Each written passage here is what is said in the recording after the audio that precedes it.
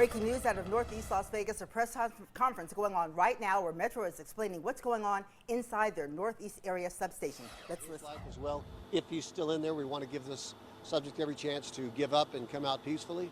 So that's what we're about to do right now, is enter the building with K9, with SWAT, with the use of the robots to make sure that everybody in there is safe, and that if this subject is still in the building, that he's taken back into custody. Do you have any idea where he could be? If he did make it out of the building, I do not know. I don't know. What was he in for initially? He was arrested for a charge of possession of stolen vehicle. So how dangerous is this guy? I don't have that information. Anybody's dangerous if they have access to a firearm, but I do not know that he had actual access to a firearm. He certainly did not bring one in with him, but our concern was if there had been one that was unattended, we want to take no chances that either he or anybody else would be injured. Are there a lot of places in the substation where he could be hiding afterwards? There's a lot of different rooms. Like I say, they did a very quick initial search and did not find him, but we like to go through, be very thorough with the K9, with the officers. This is very bizarre. A police substation on lockdown itself. I've never seen anything like this. I've been doing this for a while. Never seen anything like this where a police substation is locked down. Tell us, how unusual is this? Well, I've been doing this a long time, and I've never seen something like this. We basically don't want to take any chances. It would be a shame for somebody to get hurt on something like this, so we take the extra time just to make sure that he's not there. We had officers inside. They were secure. Their areas were secure.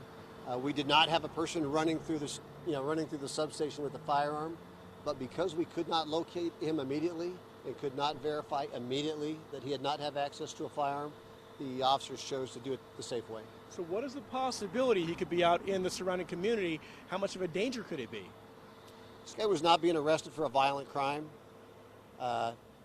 If he made it out the doors, he is in the community somewhere, and we'll find him.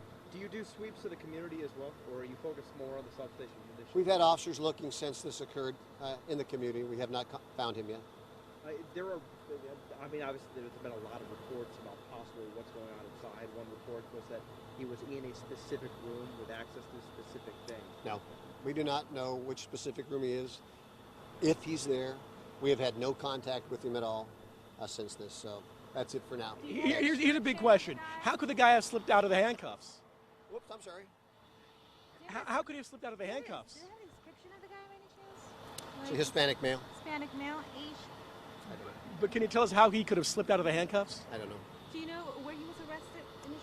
When? Where he was arrested? I don't know exactly.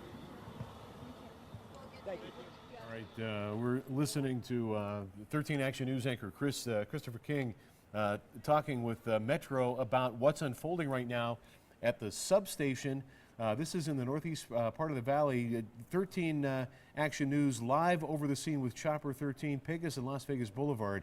And basically what's been happening is Metro is trying to make sure that that a suspect who was inside that substation isn't armed and still in the building. It's a very, very unusual situation. Even Metro says they've never seen anything like it. Apparently, the suspect was arrested for possession of a stolen vehicle, a Hispanic male. They're not sure at this point whether he slipped out or if he's still in the building. They did say that there were officers inside that building. They couldn't verify whether or not he slipped out and made it out to the surrounding communities, but, quote, Metro says we will find him. So they're anticipating they will find him. They don't think he's dangerous because, but they said anybody with a weapon, once you get a weapon, you could become dangerous because he was in for possession of stolen vehicle. No word, though, on where he was picked up or arrested, but they've never seen anything like this as well. And also, he also said that during that press conference that they weren't negotiating with him, that the act, they're not really that concerned that this could be a threat to the community because the crime is not a violent one of which he is accused, and they say that K9 and SWAT have done an initial search of the building. So, and you can tell by the body language of the officers on the ground and the sort of almost relaxed way that they are conducting this investigation, they don't seem to at least indicate outwardly that this is a threat either to the officers or to the surrounding community. A guy with a much better vantage point of what's going on the ground, of course, is our Action News anchor, Chris King. Chris, what are you seeing?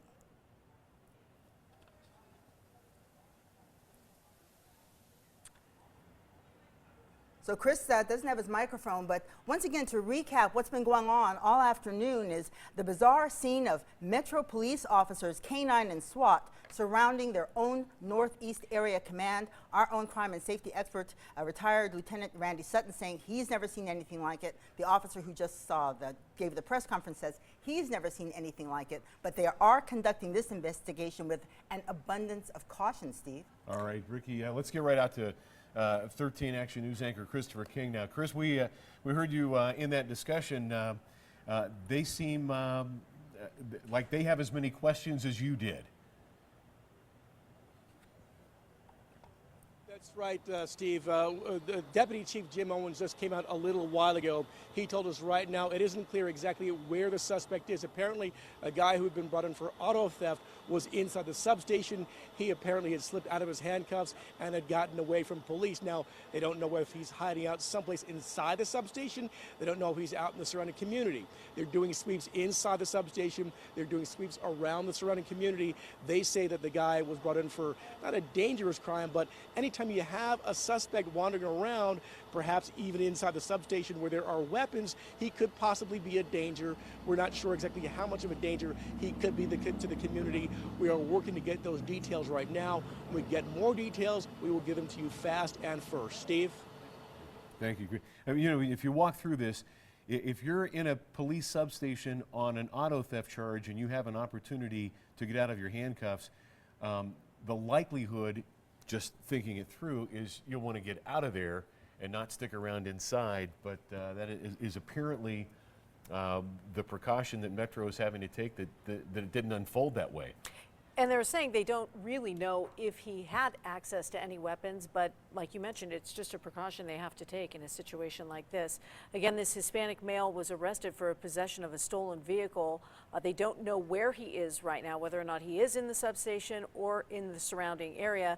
Metro saying they've never seen anything like it, but they said, quote, we will find him. So you can rest assured. And Tricia, you noticed that they would not answer Chris's question, which he asked repeatedly. Yes. How did the guy slip out of his handcuffs? Yeah, the answer was, we're not sure. So. Yes. All right, we'll continue to follow this. Chopper 13 over the scene. We'll have much more for you coming up on 13 Action News Live at 11. Until then, thank you for watching. We'll get you back to regular programming.